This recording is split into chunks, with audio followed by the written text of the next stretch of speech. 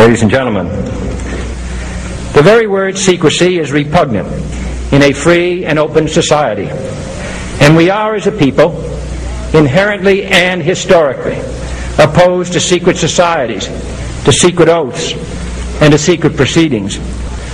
For we are opposed around the world by a monolithic and ruthless conspiracy that relies primarily on covert means for expanding its sphere of influence, on infiltration instead of invasion, on subversion instead of elections, on intimidation instead of free choice.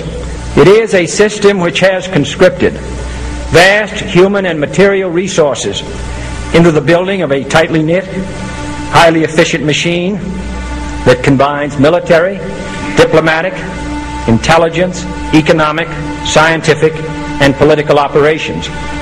Its preparations are concealed, not published. Its mistakes are buried, not headlined. Its dissenters are silenced, not praised. No expenditure is questioned, no secret is revealed. That is why the Athenian lawmaker Solon decreed it a crime for any citizen to shrink from controversy. I am asking your help in the tremendous task of informing and alerting the American people, confident that with your help, man will be what he was born to be, free and independent.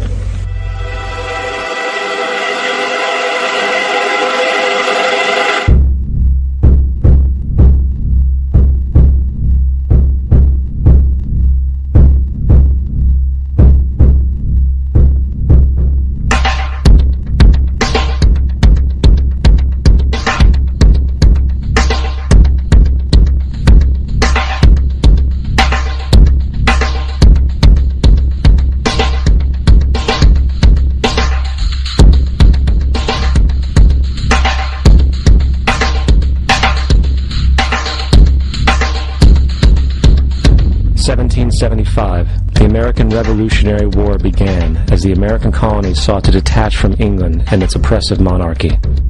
Though many reasons are cited for the revolution, one in particular sticks out as the prime cause: that King George III of England outlawed the interest-free, independent currency the colonies were producing and using for themselves, in turn forcing them to borrow money from the Central Bank of England at interest, immediately putting the colonies into debt. And, as Benjamin Franklin later wrote, the refusal of King George III to allow the colonies to operate an honest money system which freed the ordinary man from the clutches of the money manipulators was probably the prime cause of the revolution. In 1783, America won its independence from England. However, its battle against the central bank concept and the corrupt, greed-filled men associated with it had just begun. So what is a central bank?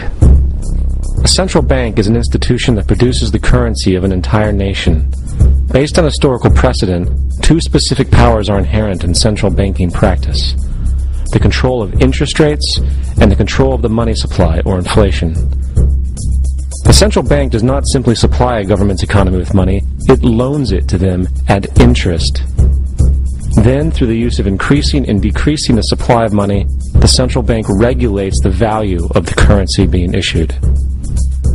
It is critical to understand that the entire structure of this system can only produce one thing in the long run: debt. It doesn't take a lot of ingenuity to figure this scam out. For every single dollar produced by the central bank is loaned at interest. That means every single dollar produced is actually the dollar plus a certain percent of debt based on that dollar. And since the central bank has the monopoly over the production of the currency for the entire country, and they loan each dollar out with immediate debt attached to it, where does the money to pay for the debt come from? It can only come from the central bank again, which means the central bank has to perpetually increase its money supply to temporarily cover the outstanding debt created, which in turn, since that new money is loaned out at interest as well, creates even more debt. The end result of this system without fail is slavery, for it is impossible for the government and thus the public to ever come out of the self-generating debt. The founding fathers of this country were well aware of this.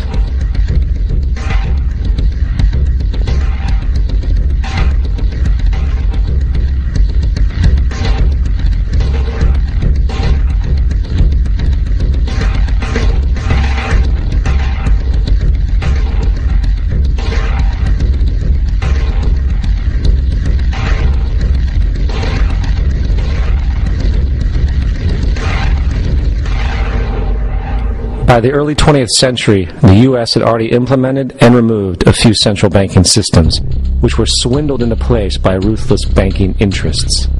At this time, the dominant families in the banking and business world were the Rockefellers, the Morgans, the Warburgs, the Rothschilds.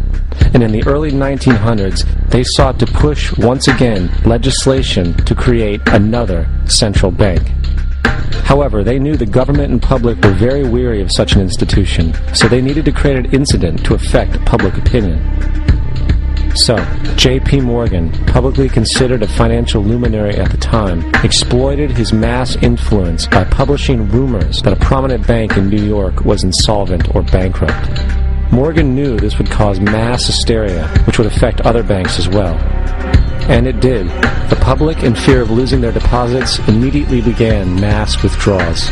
Consequently, the banks were forced to call in their loans, causing the recipients to sell their property, and thus a spiral of bankruptcies, repossessions, and turmoil emerged. Putting the pieces together a few years later, Frederick Allen of Life magazine wrote, "The Morgan interests took advantage to precipitate the panic, guiding it shrewdly as it progressed." Unaware of the fraud, the Panic of 1907 led to a congressional investigation headed by Senator Nelson Aldrich, who had intimate ties to the banking cartels and later became part of the Rockefeller family through marriage. The commission, led by Aldrich, recommended a central bank should be implemented so a panic like 1907 could never happen again. This was the spark the international bankers needed to initiate their plan. In 1910, a secret meeting was held at a J.P. Morgan estate on Jekyll Island off the coast of Georgia. It was there that the central banking bill called the Federal Reserve Act was written. This legislation was written by bankers, not lawmakers. This meeting was so secretive, so concealed from government and public knowledge that the 10 or so figures who attended disguised their names when en route to the island. After this bill was constructed, it was then handed over to their political frontman, Senator Nelson Aldrich, to push through Congress. And in 1913, with heavy political sponsorship by the bankers, Woodrow Wilson became president, having already agreed to sign the Federal Reserve Act in exchange for campaign support. And 2 days before Christmas, when most of Congress was at home with their families, the Federal Reserve Act was voted in, and Wilson in turn made it law. Years later, Woodrow Wilson wrote, in regret,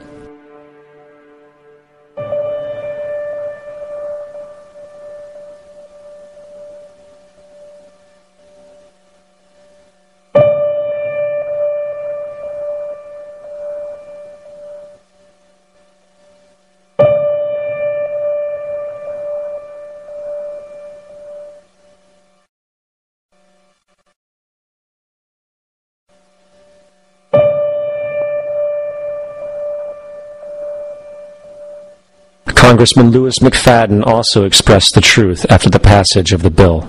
A world banking system was being set up here, a superstate controlled by international bankers, acting together to enslave the world for their own pleasure.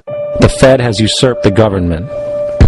Now, the public was told that the Federal Reserve System was an economic stabilizer, and inflation and economic crises were a thing of the past.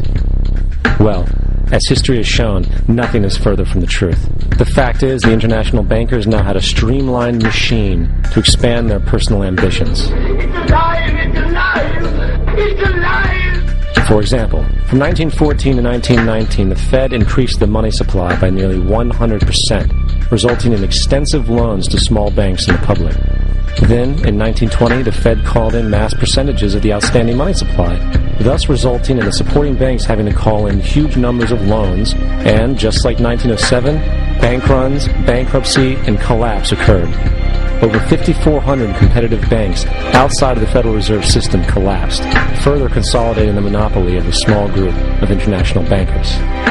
Privy to this crime, Congressman Lindbergh stepped up and said in 1921, "Under the Federal Reserve Act, panics are scientifically created. The present panic is the first scientifically created one, worked out as we figure a mathematical